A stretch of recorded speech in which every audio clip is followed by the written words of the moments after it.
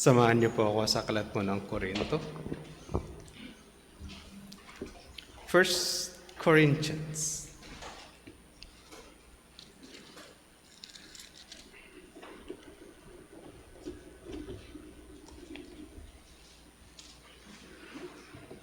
Mula po ngayon, lagi na po tayo sa Korinto. Kaya hanggang matatapos po natin ang aklat.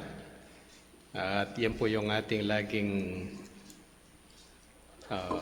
pag-aaralan. Unless otherwise, magkakaroon po ng konting pagpalit paminsan-minsan ng mga aralin o ng subject. 1 Corinthians chapter 1, verse 1. Paul, called by the will of God to be an apostle of Christ Jesus and our brother Sosthenes, to the church of God that is in Corinth, to those sanctified in Christ Jesus, called to be saints, together with all those who in every place call upon the name of our Lord Jesus Christ, both their Lord and ours. Grace to you and peace from our God, our Father, and the Lord Jesus Christ. Manalangin po tayo. Ama, humihiling kami ng inyong gabay at tulong sa amin.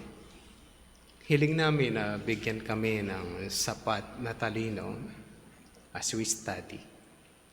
Tulungan kami na lumalim ang aming pong kumpiyansa sa inyong mga salita, so that we would stand firm sa mga bagay na pwede po namin kaharapin, lalo na po sa pag-atake ng Diablo, ganun din sa pag-atake ng iba sa inyong mga turo. Tulungan niyo po kami na manindigan, lalo na sa panahon na laganap ang kasalanan at karumihan sa mundong ibabaw. Sa pangalan po ng aming Panginoong Jesucristo, po aming dalangin. Amen. Hindi ko po alam kung ang inyong mga Facebook account ay meron kayong mga nakikita patungkol sa taong ang pangalan ay Charlie Kirk. Si Charlie Kirk ay sikat sa YouTube and Facebook sa kanyang sistema na nakikipag-deal at nakikipag-usap. He keeps on dealing with the mind. Ito yung tao na nagbabasa ng libro kada taon na 100 piraso. Hindi ko alam gaano kakakapal yung mga libro, pero po yun nasabi niya, nagbabasa siya ng 100 libro kada taon para kapag siya nagipagtalastasan ay kaya niyang i-defend kung anong kanyang pinaninindigan. Si Charlie Kirk ay isang Kristiyano at hindi siya nahihiya o natatakot na manindigan sa mga pinaniniwalaan niya mula sa Biblia. Kahit pa mga LGBTQ ay kakaharapin niya sa debate at ititindig niya ang sarili niya sa salita ng Diyos. Kamakailan ay binaril po siya at leftist daw ang tawag sa bumaril sa kanya. At yung bumaril sa kanya na lalaki ay meron siyang karelasyon na transgender. Okay? Inaasahan ba siya ay mapapatay? Maraming may pananaw na maaari siyang patayin o atakihin anytime dahil sa kanyang paninindigan sa pananampalataya. When we stand with our faith, baka karanas din tayo ng mga ganong mga persecution. Kaya po, we'll stand firm at kung wala pong maninindigan, wala na tatayo para sa salita ng Diyos. Of course, no one can prevent the gospel to be spread. Sa ating pong pag-aaral sa aklat po ng Korinto, pag-uusapan po natin ang pagbati o the greetings. Bahagi po ng pagbati ni Apostol Pablo, kakaiba yung sulat, nakalagay na kaagad sino yung author sa simula, hindi ka mukha sa atin, nasa dulo. Sa kanilang panahon, unang nilalagay yung author. Ayun po yung pag-uusapan natin. The author, and then ikalawang, that's in verse 1. Sa verse 2, the recipients. The recipients. And then yung verse 3, hanggang aabot po yan ng verse 9 ay the doxology. The author, the recipients, and the doxology. Ayan po yung mga tatlong pag-uusapan po natin. Dahil mahaba po yan, verse 1 lang tayo ngayong umaga. Okay? Sa susunod na po yung verse 2. Okay? Dahil hindi po ako mangangaral ng narratives, ibig sabihin, dahil letter po ito, I will be giving a lot of details. Yung mga bagay na hindi po inilagay, pag-uusapan po natin kapag ito ay kailangan, lalo na sa mga definition o pakahulugan ng mga salita. Sinong may sulat? Obviously, it's Paul, sabi niya. Ang maganda rito, dahil napag-aralan natin at kaaral lang po natin sa Aklat ng Gawa, may idea tayo, si Paul. No, familiar, pastor, si Paul. Dating pangalan ay Saul. Ngayon pag-uusapan po natin ang mga bagay-bagay. Sino si Paul? At ipapaalalahanan lang po natin ang ating mga sarili at saan sumikat ang kanyang pangalan. Punta po tayo sa Aklat po ng Gawa. Sa Aklat po ng Gawa, that is in chapter 8.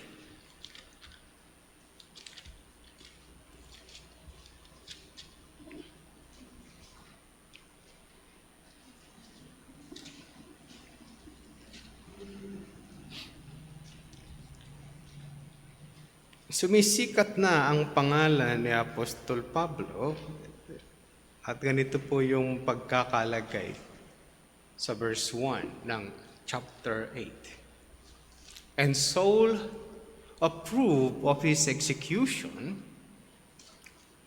and there arose on that day a great persecution against the church in Jerusalem, and they were all scattered throughout the regions of Judea and Samaria, except the apostles.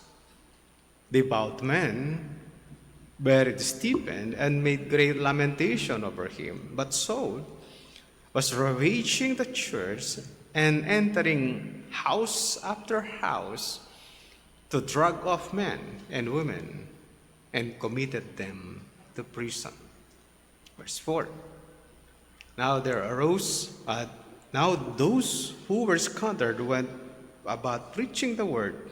Philip went down to the city of Samaria and proclaimed them the Christ. Ito yung isang paunang mapapansin at makikita po natin yung pangalang Saul.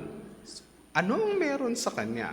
Siya daw ay isang parang kilala din, Hindi siya yung parang pastor is not known. Parang kilala din naman siya, pero hindi ganun masyado sigurong kakilala kamukha ng Sanhedrin. Pero mukhang kakilala naman siya. Ang pagkakalagay ni Dr. Lucas sa Aklat po ng mga Gawa, itong Saul na to ay nagbigay po ng approval na kung saan ang approval na binigay po niya ay para sa pagpatay o pag-murder kay Stephen.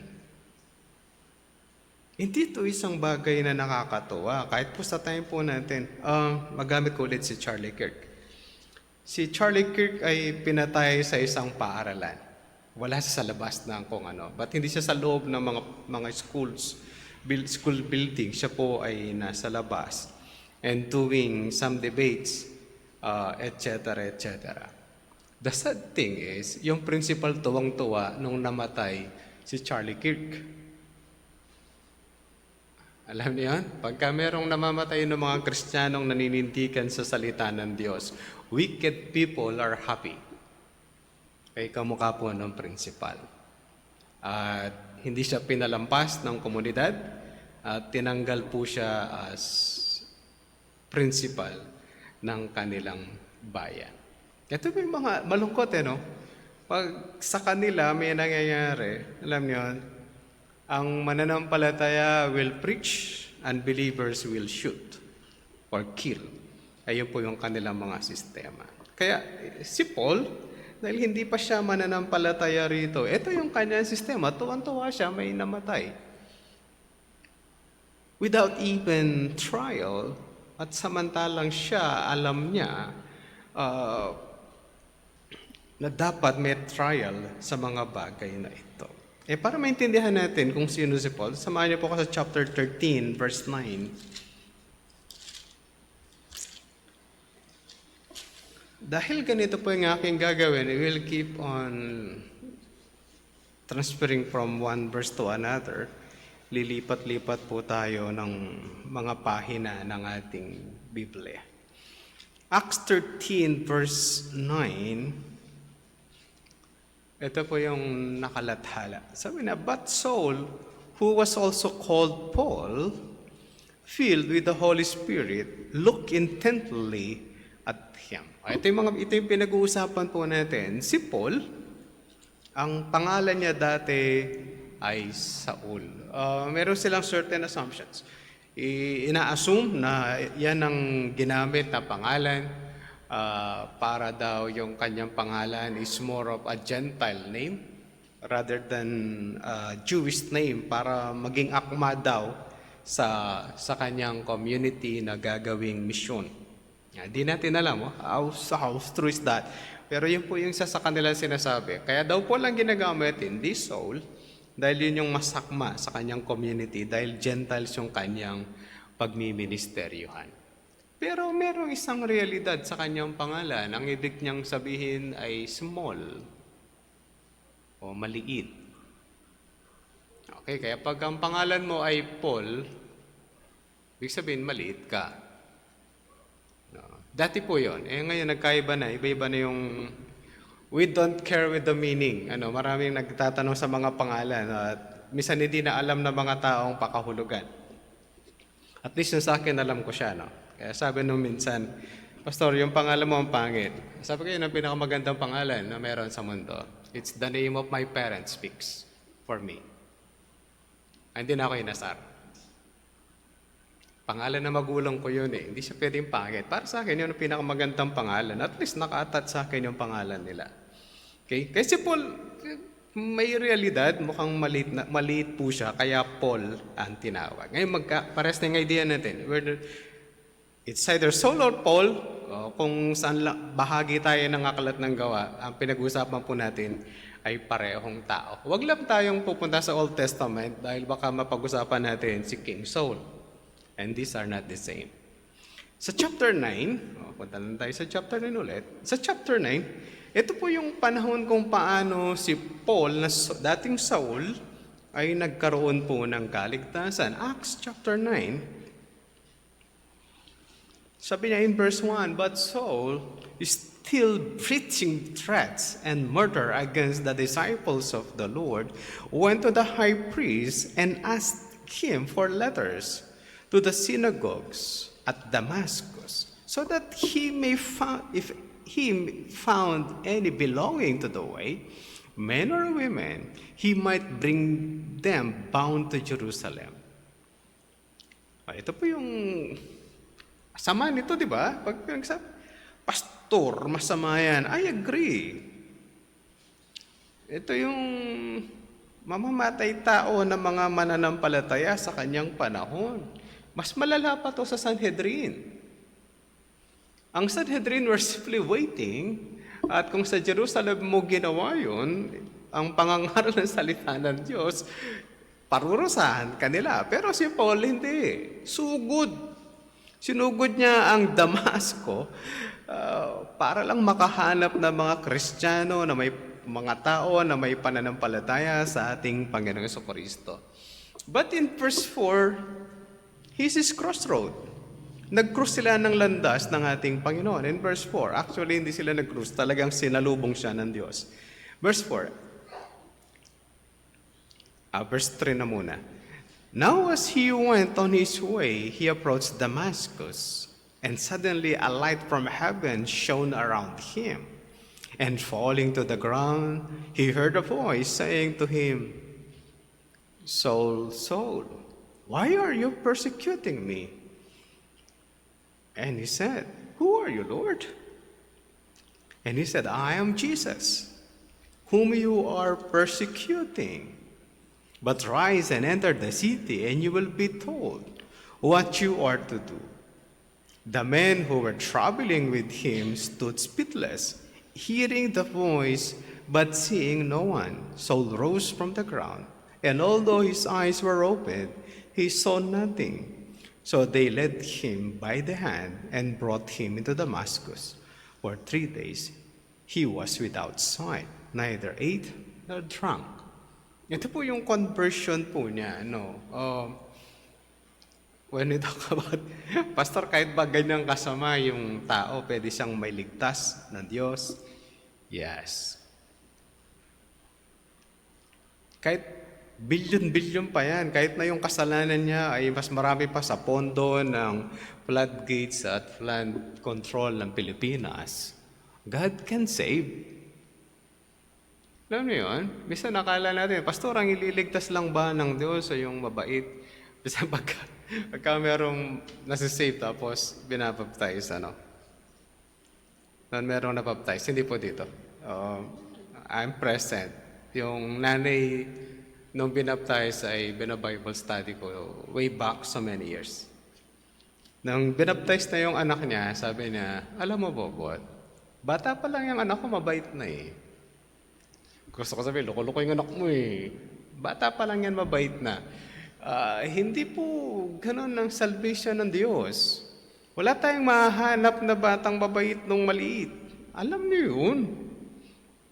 Kapag tinanong ko kayo at tayo lang dalawa nag-uusap, pag tinanong kita ng kalokohan mo, walang makakaalam.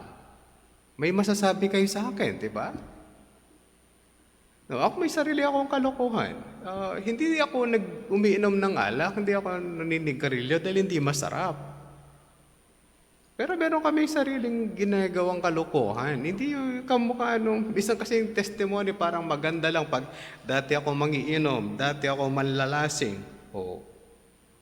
Anong pinagkaiba nung dalawa dun sa suwail sa magulang? Anong pinagkaiba nung batang nagdadabog kapag inuutusan? Anong pinagkaiba nung nangiinom ng alak dun sa batang naglalaro ng gadget, ng cellphone, tapos uutusan? Sasabihin sa'yo, wait. O kaya hindi niya gagawin kasi naglalaro. Masama din yun. Baka sabihin niya, Pastor, mabait ako kasi, pag inutusan ka, sumusunod ka kaagad. Pag hindi, kasalanan yun. O may kalokohan ka rin. Intindihan po natin yung mga bagay na yun. Yung tatamad-tamad sa bahay, kasalanan, maliban po na sobrang pagod nyo, tapos tinatamad. Pero yung normal ng buhay mo, tamad ka, kasalanan din po yun. Huwag natin sabihin, Pastor, pang mabait lang yung hindi po. Ang isang mananampalataya, alam niya kung anong lagay niya sa harapan ng Diyos. Si Isaias, ang tawag niya sa kanyang pinakamabuting gawa ay kaparehas ng basahang marumi. And that is the prophet. Ganon din si Paul. Ito yung mamamatay tao yan eh. Hindi po siya normal na mamamatay tao. Mamamatay siya ng Kristiyano. Yun po yung terribleng bagay nito. Pero bago po naligtas si Paul, ano siya? Tingnan naman natin gaano siya kabuti. Sige po, samahan niyo po ko sa aklat po ng Pilipos. Philippians chapter 3. Tingnan po natin kung mas mabait tayo naman sa kanya. Masama siya, Pastor, mamamatay tao yan eh. Tingnan natin kung lalampasan din naman natin yung kanyang kabutihan. Philippians chapter 3.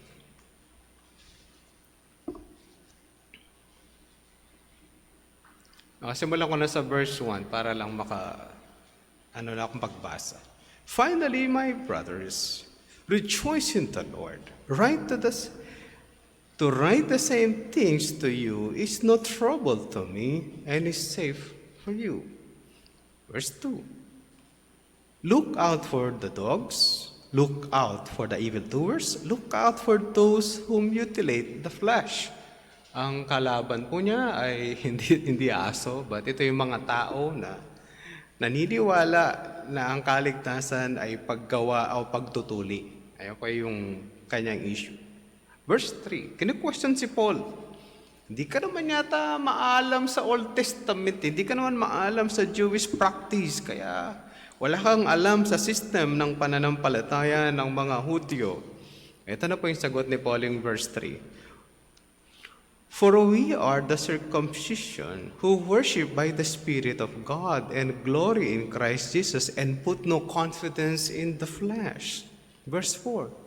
Though I myself have reason for confidence in the flesh also. If anyone who else think he has reason for confidence in the flesh, I have more. O kung meron tayong ipagyayabang sa ating pagkatao, sabi ni Paul, pag meron akong ipagyayabang, ang punto nito is, kung meron akong ipagmamabuti o sa mga gawa sa mundong ibabaw, I have more. Ano daw siya? Ito po yung verse 5. Circumcised on the 8th day. Sa Jewish practice at sa turo ng Diyos kay Abraham, kapag yung batang lalaki na ipanganak, on the 8th day tinutuli na. Sa atin, pag 8 years old, di ba 8. Tapos, kailangan bago ka mag-grade 4, matuli ka na. Tapos, ang sasabihin sa'yo, magpatuli ka na para tumangkad ka. Ayun ang masama, hindi ako tumangkad. Talaga kalokohan yun eh. Kailangan grade 4, magpatuli ka na. Pagka umabot ng grade 6, hindi na maggupit ni doktor. Lahat ng kalokohan pinagtuturo. Pero sa Jewish practice at sa turo ng Old Testament, it should be on the 8th day. Kaya sinasabi ni Paul, ako, natuli na yung 8 araw. Okay, pinag-aayabang ninyo na kayo ay naniniwala sa Old Testament. On the 8th day, natuli na ako. Ikalawa, mula ako sa bayan ng Israel, specific of the tribe of Benjamin. Alam niya kung saan siya galing, anong tribe sila. Pinag-aayabang po yun. Anong tribe nyo? I'm a Benjamite. Susunod, my language is sa Hebrew. Di ba kakaiba? Hindi ko alam kung nadidistinguish nyo yung born Ilocano tsaka yung natutong Ilocano. Hindi ko po alam kung kwento nyo sa akin mamaya. Kung born siyang Ilocano or Ilocano, natuto na lang siyang mag-Ilocano. Familiar naman kayo kay Pastor Lito. Si Pastor Lito hindi po naipanganak na Ilocano. Kaya pag minsan nasa Ilocano community po siya, nag-i-Ilocano siya, alam na alam mo na yung Ilocano niya ay may halong kapangpangan na Tagalog. No, kahit hindi po ako marunong ng Ilocano, alam ko yung dati ng salita niya. Iba rin po yung original na nasa Ilocos na Ilocano. Tama, no? Kasi sa Kapampangan may ganon. Ang Kapampangan ng Tarlac at Kapampangan ng San Fernando, Pampanga, magkaiba sila. Pareha silang mga salita. Iba pag sinabi nung original na Kapampangan, pagka tinanong mo yung Kapampangan sa Tarlac, pag sinabi mo sa kanya, lumaki ka, ang sasabihin sa'yo, dinagul, sabi niya. Adulterated na po yun. Sa Kapampangan talagang ginagamit, may katas. Magkaiba, di ba? Parehas Kapampangan yun, pero pag narinig mo sila, parehas yung meaning, iba yung pagkasabi, kaya lang original yung isa. Naintindihan po natin. Sa Ilocano, alam ko may ganon din, yung mas malalim. Pero si Paul, ang sinasabi niya, I'm a Hebrew of Hebrew. Mababalik ko lang po sa inyo, sa mga Ilocano na narito. Makakapag-pray ka ba straight Ilocano? Pahirapan Hindi ko po alam kung kaya ninyo. Nung una akong magturo sa Bible study, ang inassign sa akin ay 5 senior citizen. Yung pangalawang Bible study ko pala. Yung una sa akong Bible study, medyo malapit naman kami sa edad. Pero yung ibinigay sa akin na isa is 5 senior citizen. Pag magtuturo kami, yung Bible mo ay King James Version. Parusahan talaga, Paano ko pababasa sa kanila yung King James Version? Tapos ituturo mo sa kanila Tagalog. Sabi nila sa akin, Bobot, pwede pang kapangpangan na lang. Ano pong kapangpangan? Kapangpangan lahat. Mula sa panalangin hanggang sa ituturo mo sa amin, kapangpangan. Pagka natapos ka, kapangpangan din. Mahirap. Pero kaya ko pa siya. Kaya ko na po ngayon. Kahit ngayon, kaya ko siya. Pero mahirap siya. Paano ko siya gagawin? From King James Version, yung Bible ko nadala, tapos itatagalog, ikakapangpangan ko pa para sa kanila. Tapos yung libro na ginagamit mo na systematic theology, ang mga nagsulat ay si Charles Hodge. Mga panahon ng 1600s, 1700s. Alam niyo yung difference nun? Si Paul, ang sinasabi niya, Hebrew ako. I can speak Hebrew. Nalilito ako dito minsan kung ang naririnig ko Pangasinan o Ilocano. Tama, mix kayo dito. Pag kami sa mag-uusap sila, Ilocano ba sila o Pangasinan? Pagkasama ko si Girlie, madali. Pag Pangasinan, alam niya kasi. Yung Ilocano hindi niya alam. Pero pag narinig niya yung Pangasinan, alam niya. Pangasinan sila. Yung gamit nila. Pero si Paul, I am a Hebrew. Baka tanong, Pastor, yung ba yung language at that time? No. It's Greek. Before this time, sa panahon na si Paul ay nabubuhay, ang language nila ay Greek. Ito yung language sa panahon nila bago sila masakop ng Rome. Okay? Sa lugar nila, ang ginagamit ay Greek. Imagine, marunong sila sa Aramaic, marunong sila sa Greek. Paano yung kanilang dialect o yung kanilang mismo language na Hebrew? Did they preserve? Some of them. Pinreserve talaga ito. Kaya sinasabi ni Paul, nagyayabang kayo, Hebrew ako, urig. Kaya nga nung nahuli siya, mga kapatid, nung sinabi niyang, pagbigyan mo akong magsalita, sabi na doon sa humuli sa kanya, nagsalita sa Hebrew. Kaya yung mga tao na naggagalit sa kanya, na nahimik, kasi nagsasalita, urig. Hebrew siya. Hindi ito Greek, hindi ito Koine Greek, hindi niya ginamit ang common Greek. Na pangkaraniwang ginagamit sa kanilang panahon. Ang ginamit niya, Hebrew. Kaya, oops! Let's listen. Hebrew yun. Yung nag-abroad, meron silang si Jokoy, yung komedyanteng Amerikano. Yung nanay niya, Pilipina. Okay, malamang-lamang kapangpangan yun. Kapag daw nagsimba yung nanay niya, yun daw yung pinaka-struggle niya. Pag nagsimba yung nanay niya, naghahanap siya ng Pilipino. At kapag meron siyang nakitang Pilipino, late na yung lunch. Dahil mag-uusap ng Tagalog, sabi, naghahanap talaga. Alam niyo yung mga ganon? Kayo, di ba kayo natutuwa pag may nakakahanap kayong ka-dialect nyo sa isang community? O pag nasa palengke ka, tapos Awanti Tower na, sabi, tuwan-tuwa kay Ilocano yan. Merong kwento yung isang sundalo na punta ng Mindanao. Tumawad yung sundalo, sabi nung Ilocano ka, no? It's biruan po yun, hindi po yun but biro nila yun. Ito yung pinag-ayabang ni Paul, I am a Hebrew. And then sino pa siya? As to the law, a Pharisee. A Pharisee, maalam sa batas ng Old Testament. And ito ang sekta sa kanila, sa Judaism, ito yung sect na pinaka-conservative. Konserbatibo ito pag pinag-usapan yung prayer, susunod sa prayer. Hindi yan kamukha ng mga Sadducees na loose doctrine.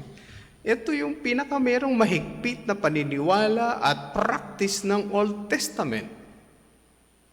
Kaya pag sinabi nila, si Paul walang alam, si Paul ay hindi yan sumusunod sa Old Testament, kaya ayaw niya kayo magpatuli. Sabi ni Paul, I'm a Pharisee. Ang teacher niya, pinakamagaling, isa sa pinakamagaling na meron ng Sanhedrin, si Gamaliel.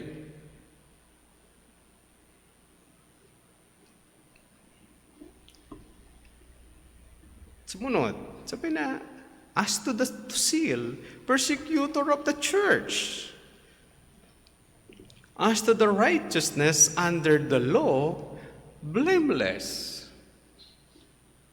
O ngayon, sasabihin natin, sinong mas mabait sa atin, tsaka ni Paul? Pero si Paul, nangailangan siya ng kaligtasan ng ating Panginoong Jesucristo. Kaya yun ang dagdag niya po doon sa verse 7. But whatever gain I had, I counted as loss for the sake of Christ. Pag pinag-uusapan ng pamantayan ng Diyos, pag pinag-uusapan ng katuwiran ng Diyos, si Pablo, na ganitong kanyang katangian, ganitong kanyang pananampalataya sa Judaism, sa Diyos ng Old Testament, still, kailangan niya si Kristo dahil lahat ang kanyang nagawang kabutihan were simply counted loss. Ito ngayon yung pinag-uusapan natin. Pagdating natin sa Korinto, ito yung tao na to. Ito ay hindi to wicked man, na pangkaraniwan kinatutuwaan natin sa testimony. Alam niyo, dati akong ganito, etc., etc. Paano pag paring naligtas? Sabihin nung pare, hindi po ako mangiinom, hindi ako manlalasi. Lumaki ako o ako ay nag-aral sa isang lalaki lang ang mga estudyante at lagi kami may chapel. Sa Amerika, ganun din yung setup. Lumaki ako sa Christian home. Alam niyo, struggle ang mga bata sa Amerika. Lumaki ang karamihan sa kanila sa Christian home. Ngayon, ang tanong, bakit niya kailangan si Kristo? Ganito po yun. Kahit na ikaw ay mabait, meron kang flaws at posibleng hindi mo nararating perfectly ang mga batas ng ating Panginoon. Kaya ito yung Paul na pinag-uusapan natin doon sa aklat po ng Korinto. Kaya pag sinabi na lang, he has authority, yes. Siya ba ay maalam in the Old Testament? A Pharisee. Siya ba ay sumunod sa panuntunan ng Old Testament? Hindi siya pasaway? Yes. As to for seal, he persecuted the church. Ito po yung Pablo na meron. Balikan na po natin ang Korinto.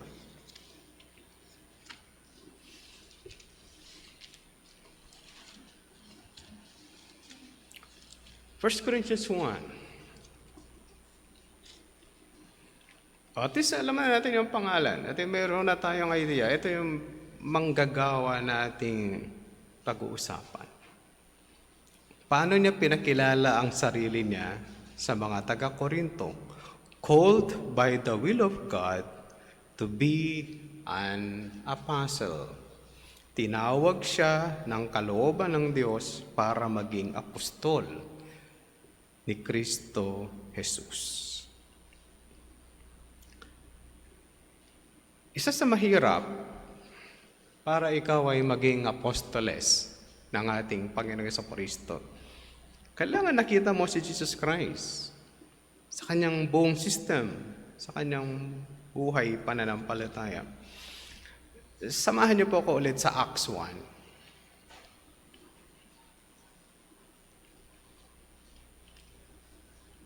Sa aklat po ng mga Gawa, chapter 1, verse 12. Ito yung panahon na papalitan nila si Judas. At obviously, yung title ng English Standard Version, linagay na para sa atin kung Sino yung ipinalit? Matthias. Pero tingnan natin ang qualification in verse 12. Then they returned to Jerusalem from the mount called Olivet, which is near Jerusalem, a Sabbath day's journey away. And when they had entered, verse 13, they went up to the upper room where they were staying. Peter and John and James and Andrew, Philip and Thomas, Bartholomew and Matthew, James the son of Alphaeus and Simon the Zealot, and Judas the son of James. All these, with one accord, were devoting themselves to prayer together with the women and Mary, the mother of Jesus, and his brothers. Verse 15, in those days Peter stood up among the brothers. The company of the persons was in all about 120, and said, brothers, the scripture had to be fulfilled, which the Holy Spirit spoke beforehand by the mouth of David concerning Judas, who became a guide to those who arrested Jesus. For he was numbered among us and was allotted to share in his ministry. Now this man acquired a field with the reward of his wickedness, and falling headlong, he burst open in the middle, and all his bowels gushed out. And it became known to all inhabitants of Jerusalem, so that the field was called in their own language Akeldama, that is, field of blood. For it is written in the book of Psalm, his camp become desolate, and let there be no one to dwell in it. And let another take his office. Verse 21. So one of the men who have accompanied us during all the time that the Lord Jesus went in and out among us, beginning from the baptism of John until the day when he was taken up from us, one of these men must become with us a witness to his resurrection. And they put forward two, Joseph and Barsabbas, who was also called Justus or Matthias. And they prayed and said, you, Lord, who know the hearts of all men, show which of these two you have chosen. Obviously, namili ang Diyos kung sino ang pinili, and that is Matthias. Ano yung qualification? Kasama nila from the baptism of John the Baptist hanggang sa resurrection ng ating Panginoong Jesucristo. Yun ang basis for one to become an apostle. Kanihirapan sa time natin. Pastor, sa time natin, meron pa bang apostle? Wala na po. Ito yung standard. Ganito kataas yung standard. Kaya lang, si Apostle Paul, paano siya? Paano siya naging apostle? Pag-usapan mo natin. Ano ba ang apostle? Ang isang apostol po ay tinatawag na emissary, a messenger. Karaniwan po ito ginagamit ng Sanhedrin. Halimbawa, merong kaso, may dalawa na tao nag-away o meron silang issue, dinala ang issue sa Sanhedrin. And then magmi-meeting ang Sanhedrin, mag-uusap-usap ang mga Sanhedrin. At ano ang issue, anong solusyon, ano yung gagawin po natin. Pagkatapos sila mag-usap, meron silang ipapadala doon sa dalawang partido at sasabihin niya, ito ang napag-usapan ng Sanhedrin. Ang tawag nila doon ay apostolos. Ang ibig sabihin po ng apostolos ay mensahero ng isang tao. Kaya kung Sanhedrin na nag-uutos, apostol po yan ng Sanhedrin. Ayun po yung idea pag pinag-uusapan natin ang apostle. Ngayon ang tanong, qualified ba si Paul? Ang problema natin, walang klaro at hindi tayo klaro kung si Paul ay papasa siya sa standard na to. Siya ba ay nandun? Present ba si Paul? Si Paul ba ay nakasama nila from John the Baptist? Unclear tayo, tama? Ang alam lang natin, bigla na lang Acts 9, si Apostol Pablo, Acts 8, si Apostol Pablo ay nakatayo at nagbigay ng approval sa pagkamatay ni Stephen. Ayan ang pinakaklaro na meron. Ito yung simula na meron po tayo. Will he qualify? Punta po tayo sa Acts 9.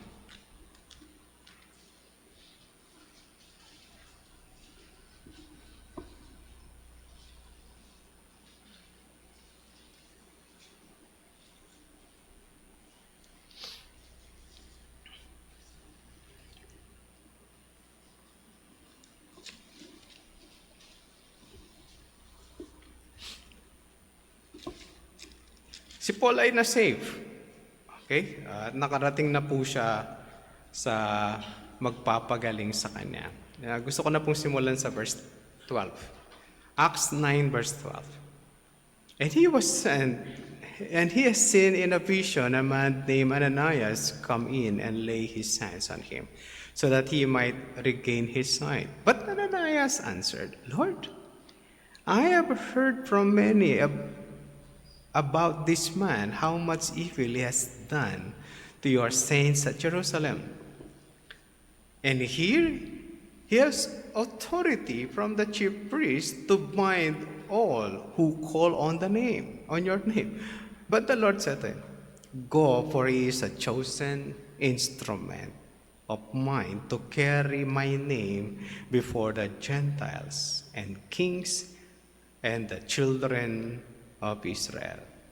For I will show him how much he must suffer for the sake of my name. Si Apostol Pablo ay mayroong diretsong komisyon mula sa Diyos to be a messenger to the Gentiles. Diretso po yun. Even kinonfirm ng Diyos kay Ananias the prophet. Sinabi yung message, si Paul ay padadala ko bilang mensahero ko sa iba. Chapter 13.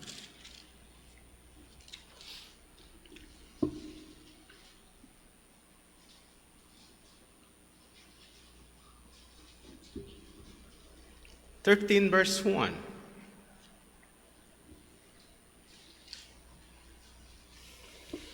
Acts 13, verse 1. Now there were in the church at Antioch prophets and teachers, Barnabas, Simeon, who was called Niger, Lucius of Cyrene, Manaen, a lifelong friend of Herod the Tetrarch, and Saul.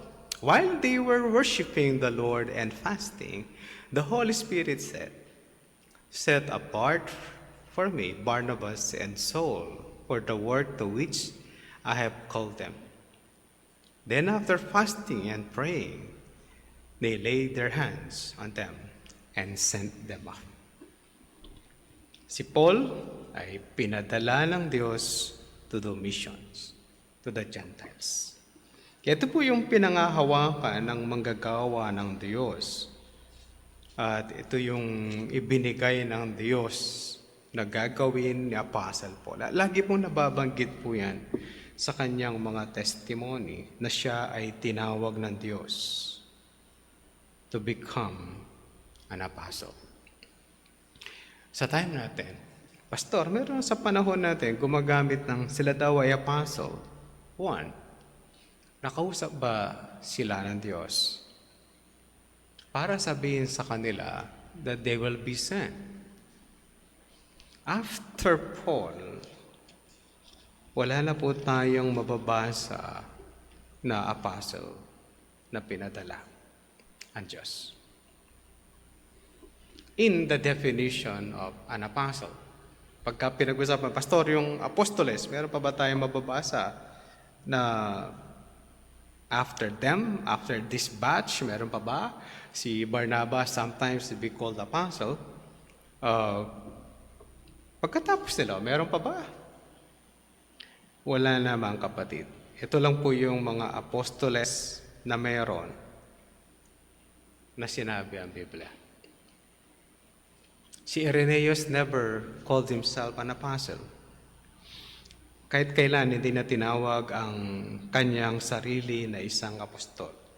Si Pablo, nakita niya ang Diyos? Yes. Nakita niya ang resurrected Christ? Yes.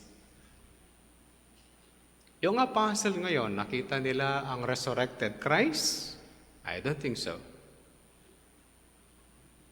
Nakausap nila ang Diyos? Sabi nila, yun po yung ina-assume. Pagka meron naisip yung pastor, sasabihin niya, nakausap ko ang Diyos, kasi mukhang spiritual naman.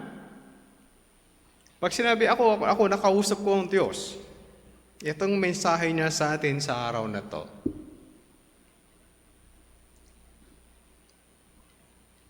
Palagay na totoo yan. Minsan may nag-testimony, sabi niya, habang ako'y naliligo, kinausap ako ng Diyos. Di ba naman wrong timing ang Diyos naman? Baka binigyan siyang ballpen na nagsusulat sa tubig habang naliligo. Nakausap niya o naisip niya? Magkaiba po yun eh. Nakausap mo ba ang Diyos? Sabi niya, nakausap ko ang isang small still voice. Maliban kay Elijah, may naaalala pa ba kayong small still voice? Isang maliit na tinig na nagsasalita. Pero may kakilala ako, meron nagsasalita sa kanya ang ibang tinig at maliit ang tinig. Sabi na, patayin mo yung kapitbahay mo. This is a small still voice.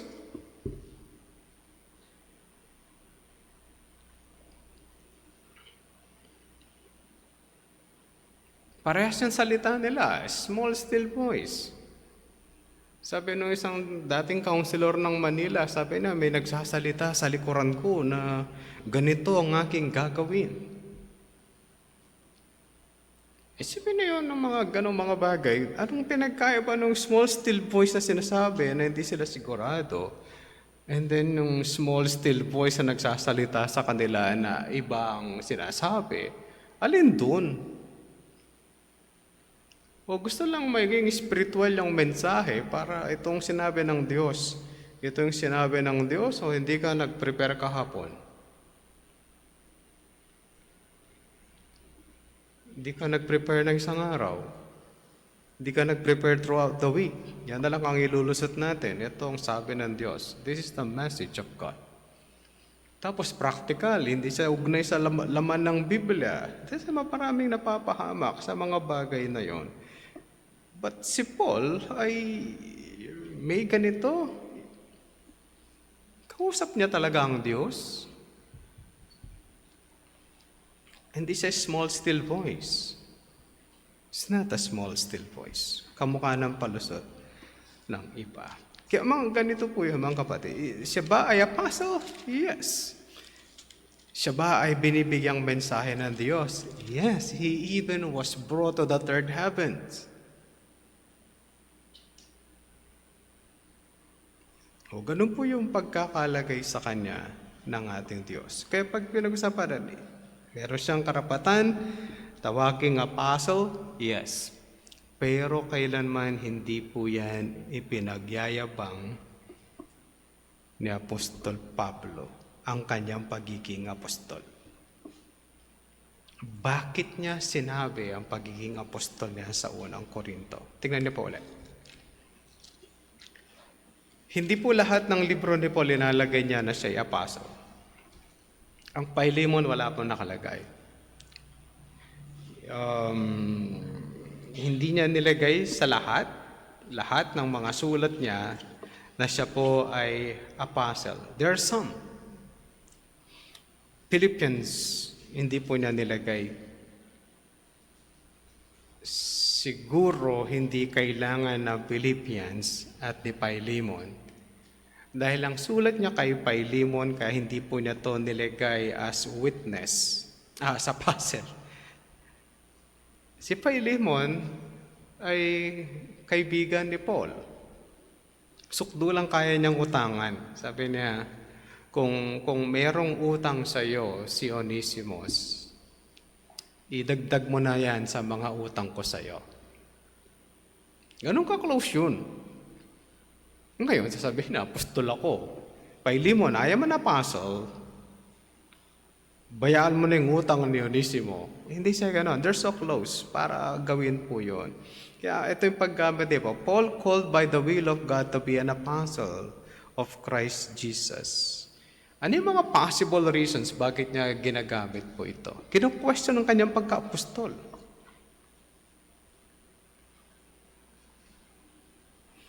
Chapter 9 verse 1. Korinto po 1 Corinthians 9 verse 1.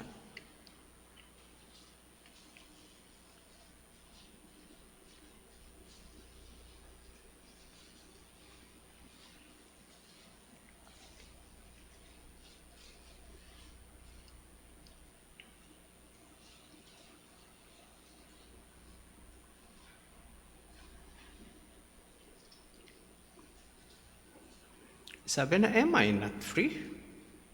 Am I not an apostle? Have I not seen Jesus our Lord? Are not you my workmanship in the Lord? If to others I am not an apostle, at least I am to you, for you are the seal of my apostleship in the Lord. Kita niyo yung paggamit ni Apostol Pablo ng kanyang apostleship. Kino-question kasi rito yon. And then, payabangan, I am for Paul, I am for Cephas, I am for Apollos. Tingnan yung paggamit nila, si Paul lang yung kakaiba doon eh. Si Pedro o si Cephas ay isa sa sikat na apostle ng Panginoong Jesucristo.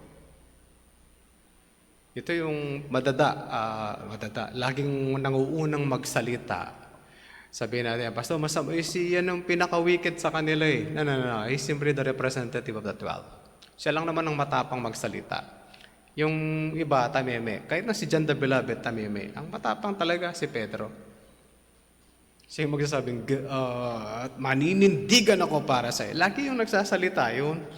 Dahil tumitindig si Pedro sa kanya sasabihin. Kaya pag sinabi, pinagkanulo niya ang Panginoong Jesucristo, ito naman yun. Pero sa lahat nila, ito yung mabigat magsalita. At lagi nagsasalita. Yung iba nagbubulong-bulungan. Si Pedro hindi. He will speak out. Yung kanyang nasa isip. Si Apollos ay orator. Magaling na debatista o magsalita sa lugar ng Korinto. Di parehong magaling. Magaling na Pedro, magaling na Apollos, na magaling magdebate. Si Jesus Christ, of course, si Jesus Christ. Si Paul, wala dun eh. Hindi naman siya number 1. Kaya pag ginagamit, ayaw Paul, siya pinakamababa doon sa 4. Siya pinakamababa. Kung bipilangin lang natin yung mga standard. Kaya mga kapatid, pag sinabi ng apostle, kino-question kasi yun. Ikalawa, sa dami ng issues niyang tatalakayin sa Korinto, he wants to establish his authority. I am an apostle. Katlo, hindi lang gusto nang ipakita yung kanyang authority, gusto rin nang ipakita, I am a messenger of God. Mensahero ako ng Diyos. And this time, we will correct these things. Intindihan po natin. He's not simply sent, pinadala para magsalita ng kung ano-ano. Kaya minsan, dinidepend niya yung iba mga pinapadala mga leaders and sinasabi niya, respect them. Respect them. And then may kasama siya, di ba? Hindi naman si Paul lang nagsabi dyan, Sabi niya, Paul called by the will of God to be an apostle of Christ Jesus and our brother Sosthenes. Sino si Sosthenes? Kukunting pagkukuha nating informasyon para sa kanya. But Acts will help. Acts 18, nabasa ko na to last time, makulit lang talaga ako. Nang si Paul ay nakarating na sa Corinth, at nangaral, dito mababasa natin si Sosthenes. Verse 8 muna po tayo and then we'll move on. Crispus, nasa Acts 18 po tayo. Crispus, the ruler of the synagogue, believed in the Lord, together with his entire household. And many of the Corinthians, hearing Paul, believed and were baptized. And the Lord said to Paul one night in a vision, do not be afraid. Go on speaking, and do not be silent, for I am with you, and no one will attack you to harm you, for I have many in this city who are my people. And he stayed a year and 6 months, that's 18 months, teaching the word of God among them. Verse 12. But when Gallio was proconsul of Achaia, the Jews made a united attack on Paul and brought him before the tribunal, saying, this man is persuading people to worship God contrary to the law. But when Paul was about to open his mouth, Gallio said to the Jews, if it were a matter of wrongdoing or vicious crime, O Jews, I would have reason to accept your complaint. But since it is a matter of questions about words and names, your own law, see to it to yourselves. I refuse to be a judge of these things. And he drove them from the tribunal, and they all seized Sosthenes, the ruler of the synagogue, and beat him in front of the tribunal. But Gallio paid no attention to any of this. Anong meron dito sa kwento? Ang dating leader ng synagogue ay si Crispus. That's verse 8. Okay? Ang posibleng nangyari, na born again si Crispus. Nung na-born again si Crispus, disqualified na siya para maging pinuno ng sinagoga. Kasi lalabas siya ng sinagoga. Mukhang ang pumalit sa kanya ay si Sosthenes. At si Sosthenes ay na-born again. Kaya kasama siya sa sulat ni Apostol Pablo na nagsasabi sa Korinto. Yung iba, ina-assume na si Sosthenes ang nagkwento ng maraming bagay kay Paul. Kung anong meron silang issue. Kasi ganito yun. Pastor, nalaman ba talaga lahat ni Paul yung kwento? Pumunta ba siya doon? I don't think so. Mukhang may nagkwento sa kanya. Mukhang ang nagkwento ay si Sosthenes. Si Sosthenes. Mukhang siya nagsabi, Paul, ito ang meron sa Corinth. Then Paul made a letter. Or the assumption, ulit. Mukhang baka yung mga leaders nagsabi, sabihin kay Paul kung anong issue, malaman natin ano ang pwede nating gawin. Kaya sumulat si Paul. At kasama sa sulat, si Sosthenes, mukhang si Sosthenes ay leader ng Corinthian Church. Ito po yung mga pinag-uusapan natin. Kaya pag sinabi natin, sino yung author? Si Paul, pero kasama na si Sosthenes sa kanyang sulat. Hindi na tinatanggi po yun. Kaya isipin po natin, si Paul ba ay nasa prison nung sumulat? Hindi po. Nang isinulat po yung Corinthian letter, wala pa sa bilangguan si Paul. Nasa mission work. Ganun kahirap yung work niya. Nasa mission work siya and thinking other churches. Ano ang meron? Ito ang manggagawa ng Diyos. Nasaan man siya, ginagawa niya ang kanyang ministry as an apostle. Ang general meaning ng apostle ay send out, pinadala. Lahat tayo mga mananampalataya, ay pinadala ng Diyos to become witness ng kanyang simbahan. Kaya tayo, mga kapatid, cannot be silent patungkol sa ating pananampalataya. We keep on sharing the gospel. Kahit galit po tayo sa flood control, we have to share the gospel. Sa alinmang paraan na meron po tayo. One way is having a children Bible study. It's part of mission. Baka may makausap kayo, share the gospel. Baka meron po kayong opportunity na kayo mismo mag-Bible study. You can do it. Pastor, wala kaming mga kagamitan. Tell us. Ano yung mga ituturo ko? You ask us. Kung hindi nyo alam ang gusto nyong ibahagi, maliban sa gusto nyong ibahagi ang gospel at meron pa kayong gustong ibahagi, pwede po nyong itanong sa amin, we will help. Any of the leaders can help. Ano kaya yung isi-share ko? We could keep you. Pwede rin kayo magtanong kay Doc Ronald, hindi lang puro kung anong inumin yung gamot. Ano yung gusto nyong i-share, he could help. Alam niyo po yan. Naintindihan natin, Pastor, lahat ba kaya ba namin? Kaya niyo, mga kapatid. Kung hindi tayo ang magpapalaganap ng mabuting balita, false teachers will do. Pag hindi tayo nag-share ng gospel, ang bulaang tagapagturo ang magbabahagi na salita ng Diyos. Marami sila? Yes. Mas marami sila sa atin? Very much yes. Malalaking simbahan nila? Yes. Meron ding maliliit.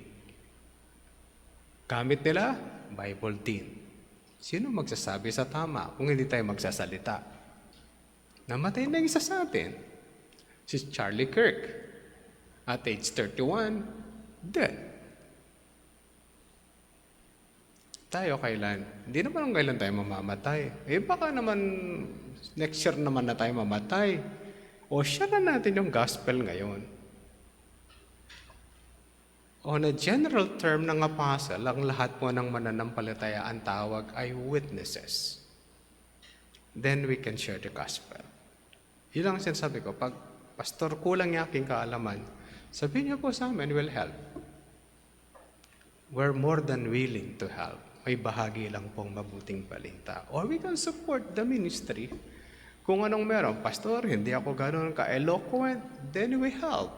In a way, we could help. Sa anong paraan kami makakatulong? Then you ask those who are involved, paano kami makakatulong sa inyo mga ginagawa? Kaya mga kapatid, there is no time to rest on this store. Ayoko nang i-share ang gospel. You are a witness. You can share. Kaya mo yan at kakayanin mo sa tulong at biyaya ng Diyos sa iyo. Yung ang walang alam na sinasabi, nagsasalita, tayo pa kaya na merong alam? Manalangin po tayo. Panginoon, tulungan niyo kami that you would serve. Maglingkod kami po sa inyo sa alinmang pamamaraan na meron at kaya namin. Hindi namin kasing galing si Apollo, hindi namin kasing galing si Pablo, hindi namin kasing galing si Pedro, hindi namin kasing galing si James, hindi namin kasing galing si Irenaeus, hindi namin kasing galing si Spurgeon, hindi namin siguro kasing galing si Charlie Kirk. Pero, meron kaming kakayanan na alam namin na higit kayo makapangyarihan sa alinmang mga bagay at kaya nyo kaming tulungan. Tulungan nyo po kami na magawa po namin ang aming responsibilidad. At mabigyan po namin kayo ng parangal sa aming mga buhay. Gayon din, yung mga sumusunod sa amin, makita that we are serving and find us faithful sa aming po mga ginagawa. Sa pangalan po ng aming Panginoong Jesucristo, kung lahat ang aming dalangin. Amen.